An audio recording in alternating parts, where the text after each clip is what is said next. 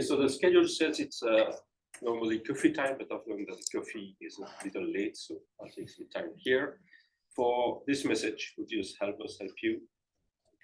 Because you are a big crowd. Well, not everyone is here, obviously, but we have 1,500, nearly 1,500 valid account for this date. And our team is small, so a bit more than 11 people. So actually we are hiring. So if any of you feels like they should become a system admin or user support, feel free to go to the website and all the information is there for you to submit your application. So I said, we have quite a small team. So we need help to do our job. And what our job is, mainly make sure that the infrastructure stays up most of the time. All the time, we try to accommodate a large variety of jobs and type of workloads. We aim at maximum resource utilization and minimize the turnaround for your jobs. But we need help for that, and you can help. So today I will speak about those things that require a little effort from you, but brings a lot of impact on our jobs. And the first thing is that we can only act on your problem if you report them. And you have two ways basically to reporting the problems. One, if you want to stay anonymous, is the annual survey. So every year we organize a satisfaction survey. Feel free to answer it. And every year also we publish a summary of the results of the survey. And whenever there's a question asked in these answers to the survey or a comment, we answer those questions publicly on the website. So feel free to go there,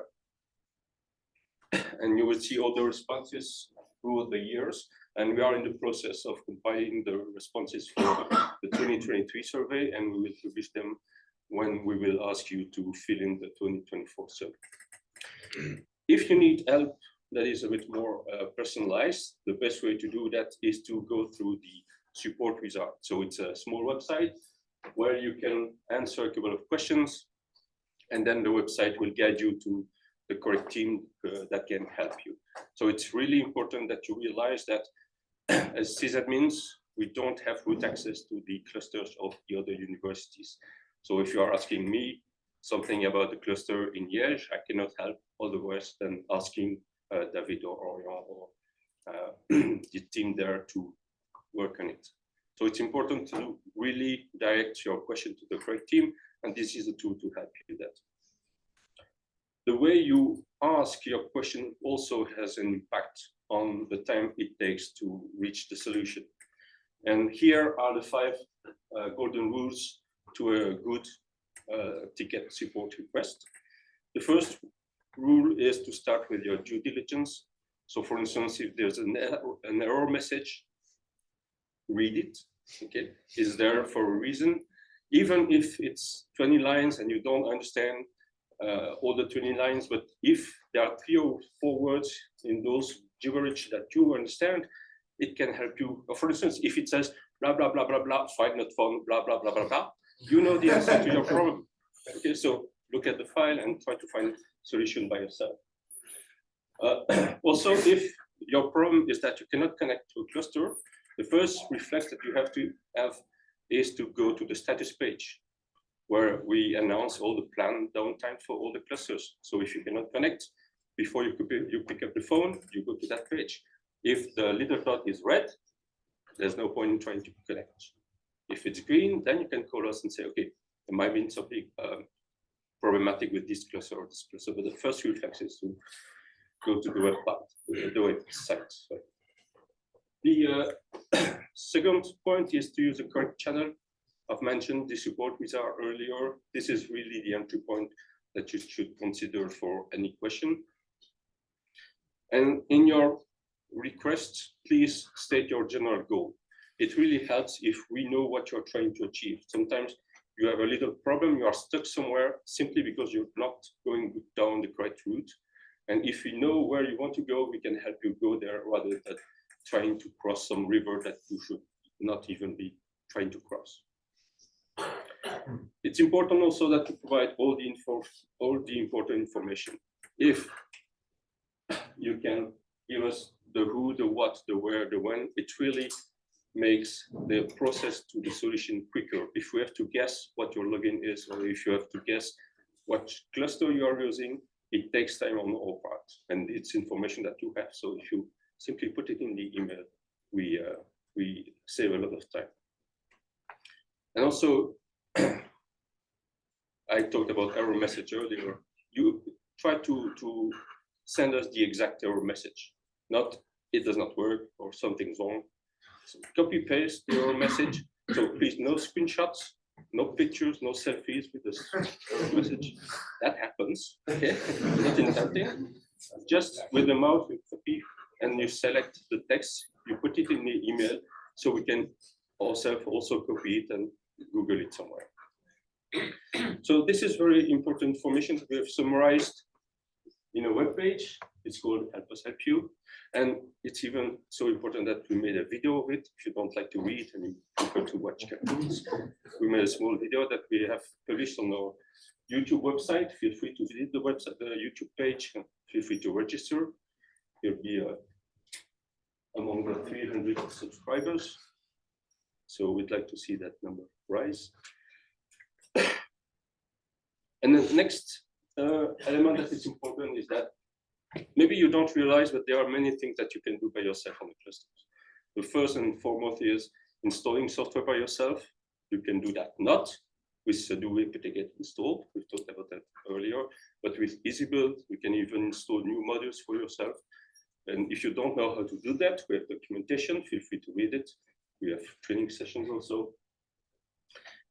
Changing permissions back after an error, something that you can do also by yourself. Sometimes we got a request because some people have failed at changing the permission on the file, and they have removed the read and write permission for their own users. What you did, you can undo. You don't need a system admin to change that back. Also, sharing files among users, you don't really need an admin to do that. There's a web page dedicated to that in the documentation. And these are all examples. If you don't know how to do that, just Google in the documentation the terms that are there, and you will find information. Also, learning Linux is really an advantage when you're trying to use the clusters. And if you want to do that, we have set up a small tool called Game Shell. It was developed by some French people. If you go to Limit 3 and run modulo Game Shell, you will enter a small text environment game where you will have missions to try and find a solution to small problems. And while you will play that game, you will learn about Bash and the environment of a Linux system. And actually, Game Shell is a quite nice tool that we are using more and more in the training sessions. So every year at fall, we organize training sessions that go from using Linux to programming on GPUs. It's free, and it's very nice if you attend, because the more people attend this, the less people need information directly from us. And in those sessions, we try to make them interactive using Game Shell. So Olivier has developed a Game Shell version for Git. So if you want to learn Git, you can do it playing it. And we are also developing a version for Slurm that we should be using this year. Everything that we record during the session is also available from our YouTube channel. Please subscribe. One more message. You've been hearing a lot about Watts and Power in the previous talks. It's important to realize that the time that you are using the clusters, it has an impact on the environment and in the energy consumption. So here, of course, we are a much lower scale than the 20 or so megawatts that I use at some other sites, because we're much smaller, but still it has an impact. If you have a look at a simulator like this, for 2 days, which is a whole time on the method for cluster of using one full compute node, it's equivalent to running a bit less than 100 kilometers in a car. So it's not neglectable in terms of energy consumption and CO2 production. So any job that fails because there was a misconfiguration, or that fails because it hit the runtime and did not produce any checkpoint quickly enough, it has an impact on the planet and also on the research of all your colleagues who were not able to use the CPUs at the time. It's also important to realize that a CPU that is running idle still consumes approximately half of the electricity it uses, or it would use if it were running at full power. So actually, a good processor is either fully used or completely shut down. But if it's idle, it just consumes energy for nothing. So it's really important to make sure that you don't waste the resources that you request in your jobs. And also that after a job, you ask yourself, was my job properly dimensioned?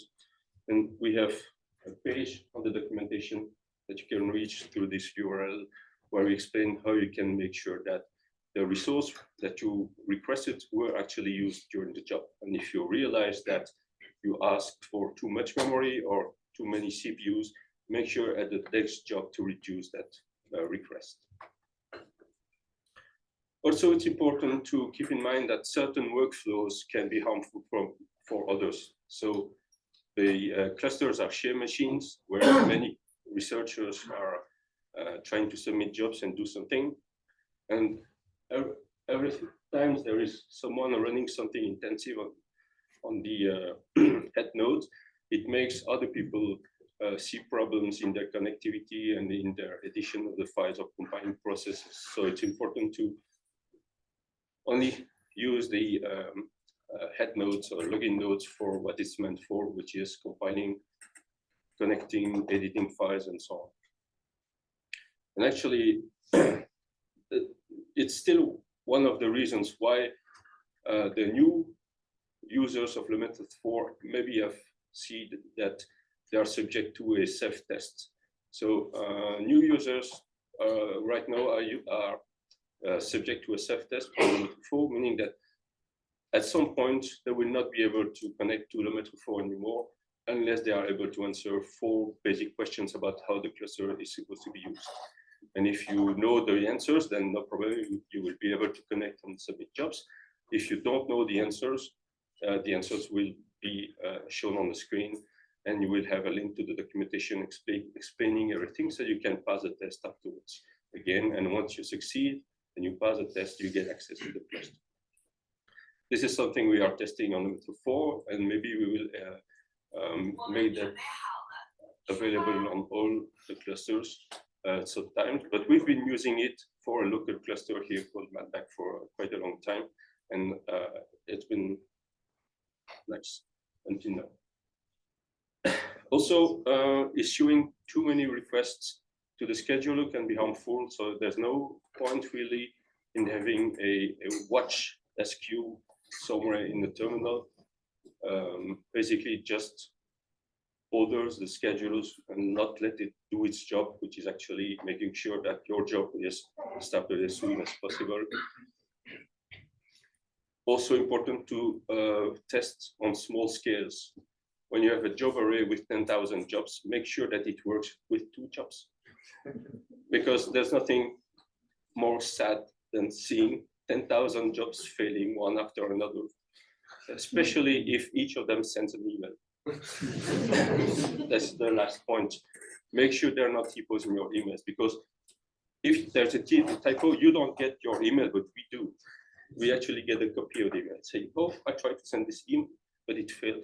And even sometimes, one university is banned from another university because some people have submitted jobs that fail in a sequence and just every time send an email to the other university.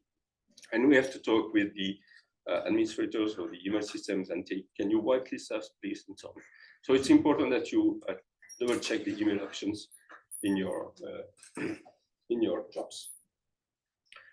The last bit is, you've heard about BGFS and GPFS and Ceph. These are distributed parallel file systems. They are really different from the file system that you have on the SSD on your laptop. So they are really not meant for a large number of small files, but they are really optimized for larger files. So it's important every time that you need to write files, you try to think where, in which file system you have to write the files. And if there's a large number of it, most of the time it will be more efficient to simply write them on memory and then pack them everything on a large file onto disk. And if you don't know how to do that, guess what? There is documentation that explains it on the website, and there's a training session by Ariel who explained this in the long times, and the video is available on the YouTube channel. Please register. So these are all examples of that user behavior that have an impact on the other users. And if everyone in the room stops or makes sure that no one does this, everyone's experience will be smoother. And it's one of the ways you can help us. So please help us help you, and I hope the coffee is ready.